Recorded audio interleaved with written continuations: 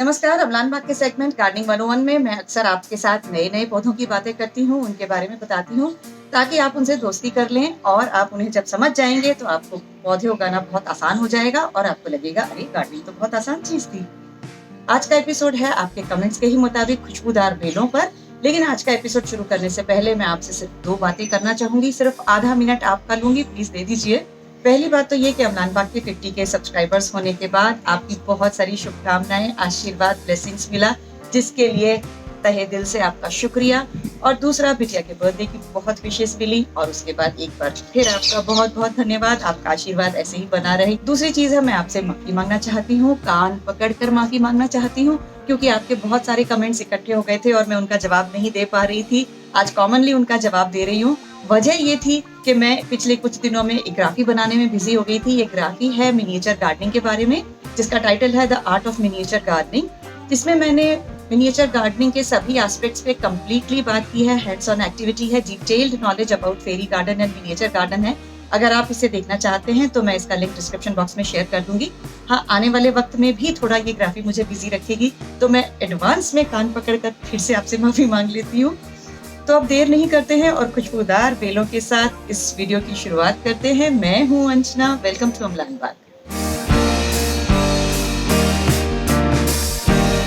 ये 2 बेलें मेरे घर लगी हुई हैं, मधुमालती और मोगरा, जो नीचे से ऊपर तक जा रही हैं। रोज खूब फूल देती हैं और घर के अंदर सजाने के बहुत काम आता है ये दोनों फूल। 3 बेलें जूही, चमेली और क्लेमेटिस मेरे पड़ोसियों के घर लगी हैं, तो उनके यहाँ से मुझे खुशबू मिल जाती है। आज हम इन 5 बेलों के बारे में बात करेंगे। तो सबसे पहले बात करते हैं मधुमालती की। मधुमालती को रंगून क्रीपर भी कहते हैं, चाइनीज हनीसकल भी कहते हैं। साल में 2 बार इसको मेनली फीडिंग करनी पड़ती है, फरवरी और सितंबर में। ज्यादा प्रूनिंग मधुमालती को पसंद नहीं है। मधुमालती के गुच्छे में फूल उगते हैं जो उल्टे इस तरीके से लटकते हैं और ये शुरू में फूल सफेद होता है, उसके बाद पिंक हो जाता है और अल्टीमेटली वो लाल होकर के गिर जाता है। तो जब गुच्छे में फूल लटकते हैं तो आपको एक ही गुच्छे में 3 कलर के फूल दिखाई देते हैं। नए आने वाले सफेद होंगे, उसके बाद पिंक और उसके बाद रेड प्लास दिखाई देते हैं। साल में 2-3 बार ये फूल देता रहता है। फूल आते हैं एक भर करके, उसके बाद फिर खत्म हो जाते हैं, फिर वापस भर के आते हैं, फिर खत्म हो जाते हैं। तो इस तरीके से ये आपको हरियाली भी देगा लेकिन फूल भी देगा। और रात के समय इसके फूलों की खुशबू बहुत ज्यादा बढ़ जाती है। एक ही बेल अगर लगी है तो पूरे घर में, पड़ोसियों के घर में भी खुशबू देने के लिए ये बेल बहुत अच्छी। मधुमालती के साथ ही ये लगी हुई है मोगरे की बेल। इसकी पत्तियां भी डार्क ग्रीन कलर की थोड़ी चौड़ी पत्तियां होती हैं। ये बेल भी मेरे पास 12 से 15 साल पुरानी है और ये नीचे से ऊपर तक करीब 20 फीट ऊपर तक जा रही है। इन फूलों वाली बेलों में खास ध्यान देने वाली बात यह है कि इन्हें ज्यादा धूप की जरूरत होती है। तो जहां आपके घर में मैक्सिमम धूप है वहां पे इन्हें रखें। जितना धूप में रहेगा उतना फ्लावरिंग ज्यादा होगा।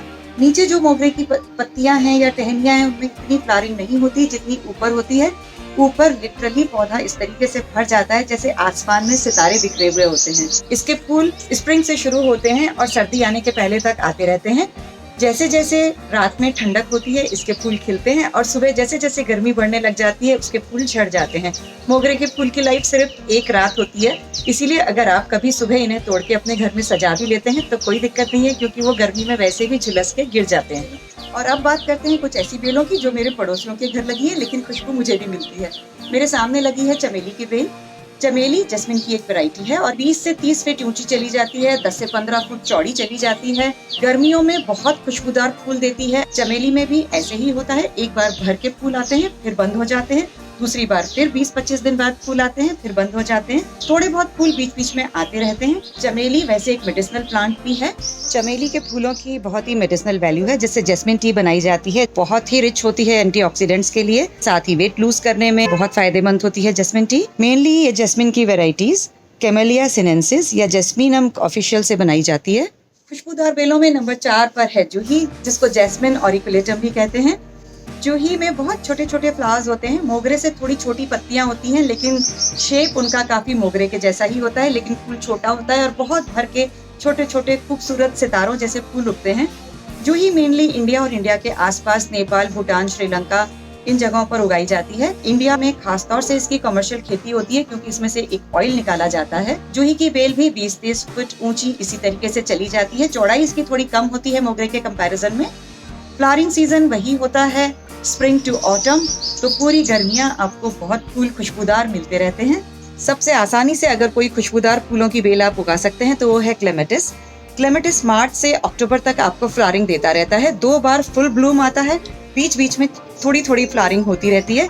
छोटे छोटे बहुत क्यूट फ्लावर्स होते हैं और थोड़े पान के पत्ते की तरह इसकी पत्तियां होती हैं। क्लेमेटिस की खास बात यह है कि इसके जो फूल हैं वो इसके वुडी सेक्शन के पास में उगते हैं, तो जब इसकी ब्रांचेस बहुत लंबी हो जाती हैं तो इसको ज्यादा प्रूनिंग करनी चाहिए। कई पौधों को ज्यादा प्रूनिंग पसंद नहीं है, लेकिन क्लेमेटिस को ज्यादा प्रूनिंग पसंद है। मार्च के पहले फरवरी में इसकी हार्ड प्रूनिंग कर देनी चाहिए ताकि ज्यादा फ्लावरिंग हो वुड के पास में। और एक बार जब पहला ब्लूम खत्म हो जाता है उसके बाद फिर हमें थोड़ा ज्यादा 1-1 फुट तक उसकी प्रूनिंग कर देनी चाहिए ताकि जो सेकंड ब्लूम हो वो ज्यादा हो और फूल बड़े साइज का आए। एक चीज और मैं कहना चाहूंगी कि ये वक्त जो है बरसात का वक्त, ये इन खुशबूदार बेलों को खरीदने का सबसे अच्छा वक्त है, क्योंकि इस वक्त पौधे को अपने घर में ला करके इसको एक्लेमेटाइज कर दीजिए, इसको जमने दीजिए अपने एनवायरनमेंट में, ताकि जब फरवरी के बाद मार्च से इनमें फ्लावरिंग का टाइम होगा ये बेलें बहुत अच्छी तरीके से आपके घर में जम चुकी होंगी और जैसे ही सीजन आएगा तो आपको भर के फूल देंगी और खूब खुशबू देंगी। तो बस फिर देर किस बात की है, इन खुशबूदार बेलों में से कुछ भी अपने घर ले आइए और अपने घर को फूलों से महका दीजिए। अगर कोई पेड़ पौधे आपको परेशान कर रहे हैं तो learn with Amlan sign up करके आप कभी भी मेरे से 1-on-1 सेशन के जरिए कांटेक्ट कर लीजिए। हम सभी प्रॉब्लम्स को मिलकर के सॉल्व कर देंगे और आपके पौधों को ज्यादा खुश रखने में पूरी कोशिश करेंगे। देखते रहिए अमलान बाग, और अगर ये वीडियो पसंद आ रहा है, ये वीडियो देख रहे हैं तो इसे लाइक कर दीजिए, खूब सारे फ्रेंड्स के साथ शेयर कीजिए और अमलान बाग को बेल आइकन दबाते हुए सब्सक्राइब जरूर कर दीजिए। मिलते हैं अगले एपिसोड में। नमस्कार।